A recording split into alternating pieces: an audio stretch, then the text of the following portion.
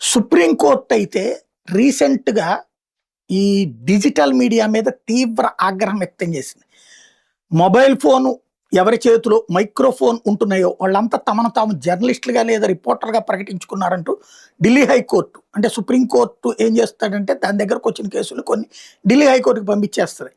అందులో ఢిల్లీ హైకోర్టు ఆందోళన వ్యక్తం చేసింది.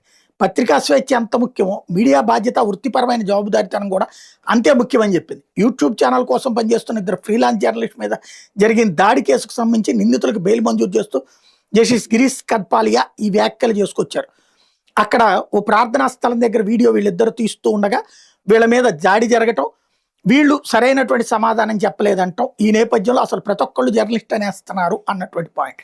ఇక్కడ సమస్య ఒకటే, ప్రింట్ మీడియా, ఎలక్ట్రానిక్ మీడియాల మీదనే జనం నమ్మకం కోల్పోవడంతో డిజిటల్ మీడియాకు వచ్చింది. ఇప్పుడు కొంతమంది చేస్తున్న తప్పుల వల్ల డిజిటల్ మీడియా మీద నమ్మకం కోల్పోయే పరిస్థితి సృష్టిస్తున్నారు. ఇంకొకటి, ఎప్పుడైనా సరే ఏదైతే మీడియా మీదన అంటే ప్రజలకి చేరువయ్యే వ్యవస్థ మీద విశ్వసనీయత వస్తుందో ఆ వ్యవస్థ మీదన బురద చల్లేసి తద్వారా ఆ వ్యవస్థ మీద ఉన్న నమ్మకాన్ని పోగొడితే వాళ్ళు చెప్పే సత్యాన్ని చంపేయాలనేటటువంటిది మీడియా కానీ ఇది ప్రింట్ మీడియా, ఎలక్ట్రానిక్ మీడియా ప్రయత్నిస్తున్నాయి. అట్లాగే రాజకీయ నాయకులు ప్రయత్నిస్తున్నారు, ఇతర వ్యవస్థలు ప్రయత్నిస్తున్నారు. ఇది కూడా ఒక కారణం.